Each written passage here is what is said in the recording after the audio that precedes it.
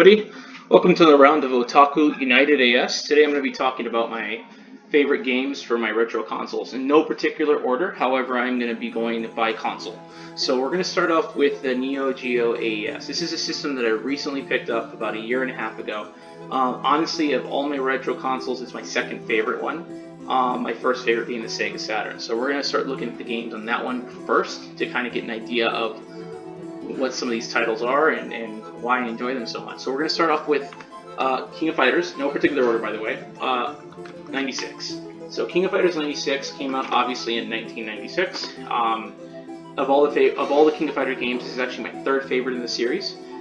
King of Fighters 96 introduced a lot of new things to the playfield of King of Fighters, but specifically the reason I like this one the most is the music, and this one is phenomenal. The stages are really awesome, and the fact that you get the boss fights at the end with amazing music too.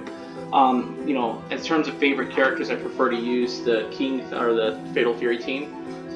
Having said that, though, I've always taken a liking to King, Mai, Shiranui, and I can't remember her name right now, Yuri. So yeah. Anyway, that's King of Fighters 96.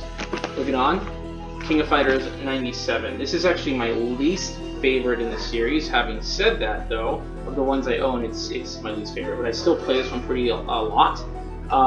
It doesn't have a whole lot in terms of music. It's got a lot of ambient sounds, but having said that, the volley stage is probably my favorite, simply because the volley stage follows a lot of the. It has a theme that's very similar to Akira. For those of you that seen that are old enough to remember that. Next, we have my favorite King of Fighters game of all time, King of Fighters 99. Now this one introduced me to Kate, which is this guy right here, and also Kate Ash, and also it's got, I would say, some of the best music in the series and one of the most epic boss fights. Specifically, the last boss in this game is just amazing. Stage-wise, it's a really dynamic fight at the end. Next, we have King of Fighters 2000. The boss in this one, the last boss, not so epic, but the roster in this one is top-notch. It's got, I'd say, all the best fighters from the SNK franchise at the time. The striker system was really refined. Excellent music. The overall atmosphere in this game is really nice. Now, I'd say everything after King of Fighters 2000 took a nosedive in terms of quality. And that's simply because King of Fighters 2000 was the last game from SNK, and it shows. If you play King of Fighters 2001, there's just a serious quality issue with the game. Same thing with King of Fighters 2002. Now, while King of Fighters 2002 isn't bad, and later on it would definitely get a second chance on the PlayStation 2, the Neo Geo version of that is lackluster at best. Moving on, we have my favorite of all the Samurai Showdown games, well, technically my second favorite of the Samurai Showdown games, is Samurai Showdown 3. Now, I know a lot of you guys hate this game, but for me, it's one of my favorites simply because of the whole artistic direction this game took. The gameplay mechanics, once you get used to them, are not bad. However, I will say that this game is difficult, and it does require a bit of practice in order for you to make it past the first or second dude in the game. Then we have my favorite of all the sword and weapons-based Neo Geo games, and that's Last Blade. Now, there's two of these games, Last Blade and Last Blade 2. I like Last Blade 2 as well, however, I don't own it, but it's not my favorite. I do own them on the PS2, but Last Blade, specifically the first Last Blade, is my favorite one, simply because of the whole direction a lot of these stages take, the overall atmosphere, the music of the game. There's a reoccurring theme between all these games, the atmosphere and artistic direction. And I'm more of an atmosphere and artistic direction guy over substance sometimes, and this is one of those games where, while Part 2 had better overall gameplay, this one, in my opinion, just felt better to play. It still feels better to play to this day. Now, the least, well, I wouldn't say the least liked, but again, going on that hated theme, but one of my favorites is Fatal Fury 3, The Road to Final Victory, or Garo Densetsu 3. This one is amazing. For me personally, I like the roster. I like each and every single one of the stages, especially the final boss stage. I feel like it's one of the most epic stages ever. You have Geese, then you have Yamazaki, and you have those two people at the end whose names I can't remember at the moment, but the two brothers that you get to fight. Music-wise, excellent. Gameplay, very refined in the original Fatal Fury series. I like this one better than Real Bout, but I'm going to admit Real Bout Special is probably my favorite King of Fight or my favorite Fatal Fury game, or Tetsu game overall. Alright, moving on. We're going to take a look now at my secondary, or my other consoles that I enjoy, specifically the 32-bit generation. And we're going to start off with my least favorite console during that time. And it's not because I hated it, it's just because I was a Saturn fan through and through. So the moments that I did on the PlayStation, the few games that I got my hands on were Soul Blade, and I'm going to admit, this is a Soul Edge version, by the way. This is a Japanese one. This game is honestly my favorite fighting game of that time for 3D fighters. So it's the one redeeming factor about the original PlayStation console that I can think of. Now, while the Sega Saturn games are good, and you have some games that are similar to this in terms of like gameplay aesthetics, like Last Blade, or not Last Blade, but Last Brox, then yeah, that's on the Sega Saturn. But in terms of like overall atmosphere, music, art direction, storytelling, Soul Edge through and through. The Soul Edge version versus the Soul Blade version, there was a few differences, mostly due to censorship. So if you watch the introduction video on this game versus the Soul Blade, you'll see exactly what I'm talking about. Now, the other game that got me into Ghost in the Shell and introduced me to my favorite robot of all time, Tachikoma, is Ghost in the Shell for the PlayStation 1. Now, this is one game that I seriously enjoy playing even today. More or less for me, it's a pick up and play, and I kind of go from there. So, anyway, this is Ghost in the Shell for the PlayStation. This is the Japanese version. I own the Japanese version for a couple of reasons, mainly because it's the only version I can play on my PS3 console, but at the same time, it's the version of the game I like because of the art on the box. Honestly, the US version has ugly art. Alright, moving on to my favorite 32-bit console of that era, Sega Saturn. I have a lot of Japanese games in the system, and honestly, there's a lot of games that I own on it. That there's only three notable ones that have stood the test of time that I often go back to. And so I'm just going to go ahead and name them in order. We have the original Panzer Dragoon, which I know this was re-released on the Switch, and I ordered that one, but I refused to pay for it twice, so I'll wait for the physical copy to come in before I actually play it. But in the meantime, I can play this version as much as I'd like. Then we have its sequel, Panzer Dragoon 2. Panzer Dragoon 2 actually came out backwards. Anyway, Panzer Dragoon 2 actually came out a while ago.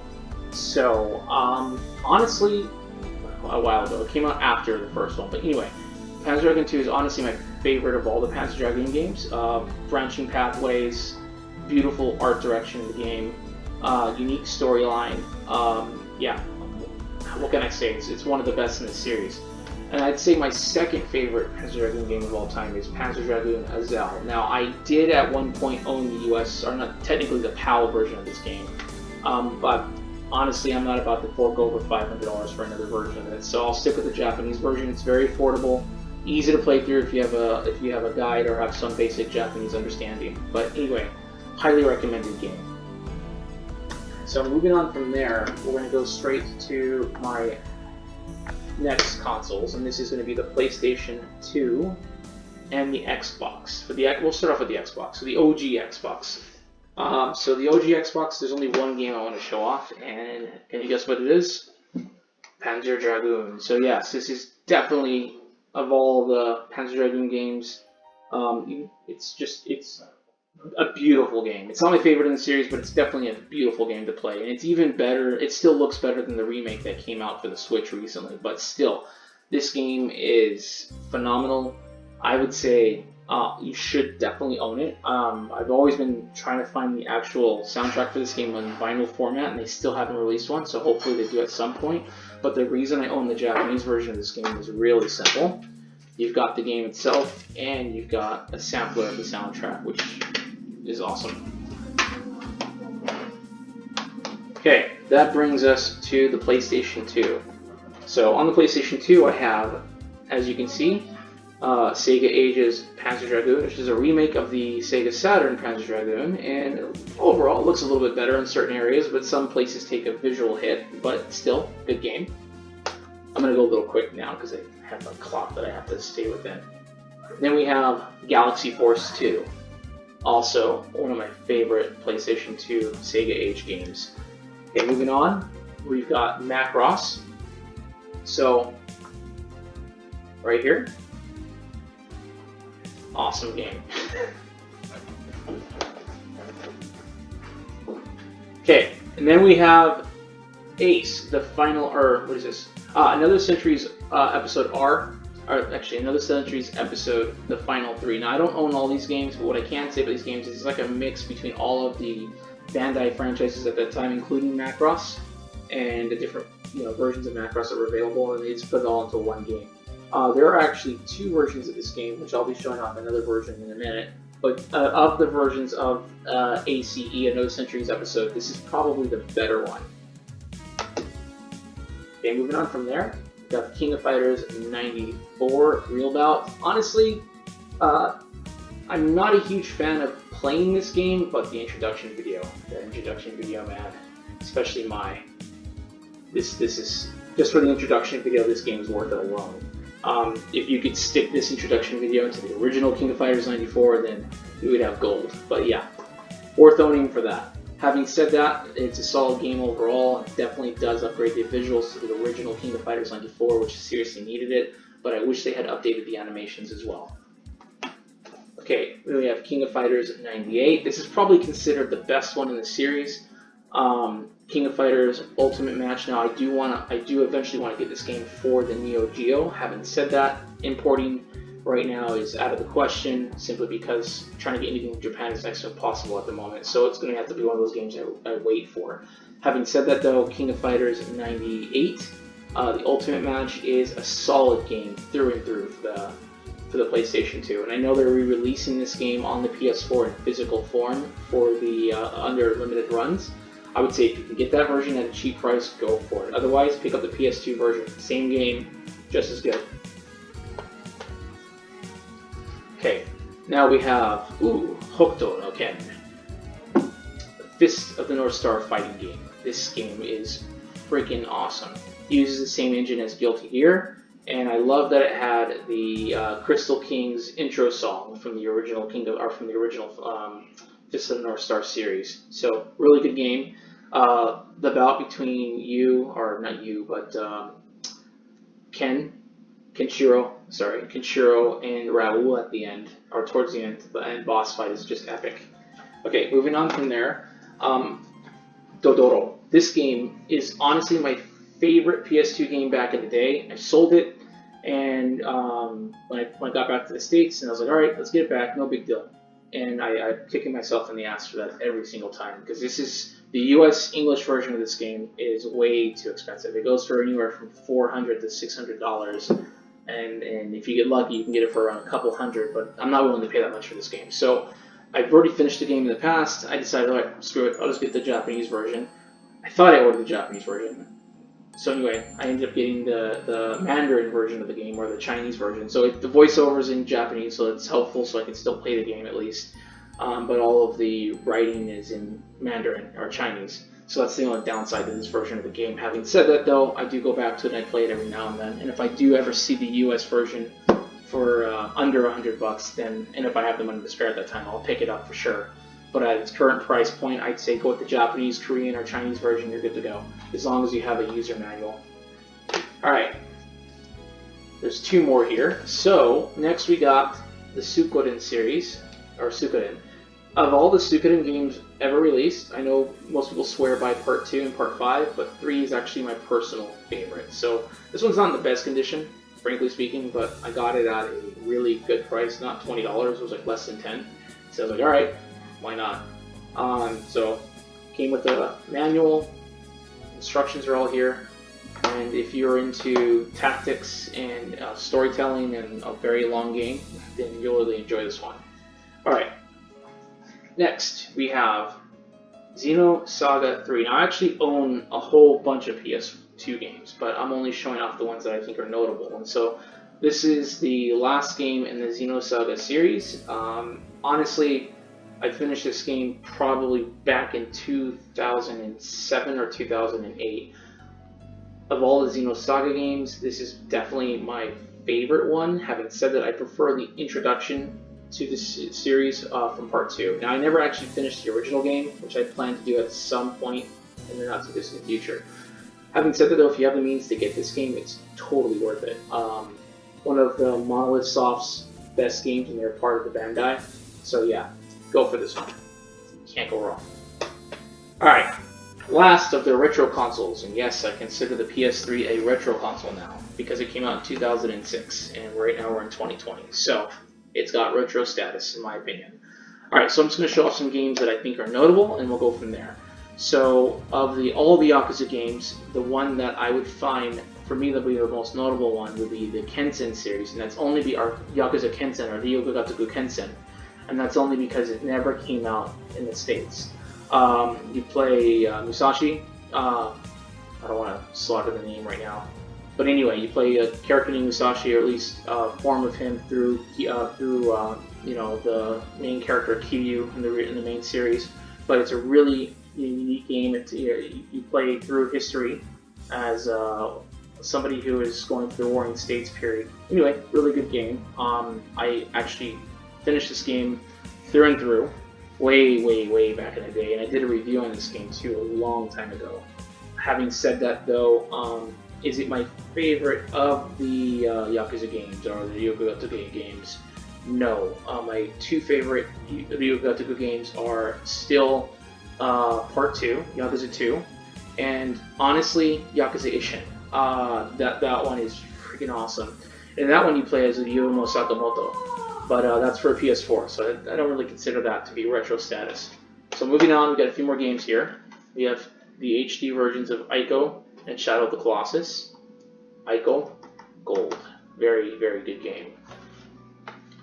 Then we have Zone of Enders. Also a very good game. Or games, should I say. There was supposed to be a Zone of Enders 3, but that never happened. You could actually skip the first one and go straight to Second Runners and just play it that way. This is actually available on the PS4 through VR. Keep that in mind for those of you that are interested. Alright, Another Century is Episode R. So this is actually the sequel or the final game in the series. It was one of the first games released for the PS3 as well. And so, yeah, this is actually another game in that series. Really good. If you're into Macross, if you're into Gundam, you'll enjoy this. Alright. Next, we have El Shaddai. Not really much to say about this game other than artistically it's absolutely beautiful. It's got a unique storyline. If you're into religion, you'll probably enjoy it as well. So anyway, El Shaddai. And then finally, this is my personal holy grail of the PS3 games, and a series that I find to be my favorite of all time in terms of just the overall gameplay. And there's and story, to be honest with you. And there's 3 in the series, and that is the most hated of all the Final Fantasy games, Final Fantasy 13.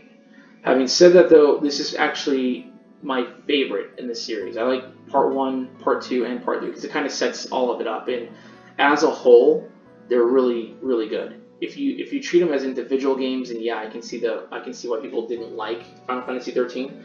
Having said that, though, I'll be honest with you, I don't enjoy a lot of the voice work or voiceovers from the US versions of these games. So I've actually went out of my way to import this game from Hong Kong for all 3 of them. So I own the Hong Kong versions or the Asian versions of these games, which means you get the Japanese voiceovers with the English subtitles.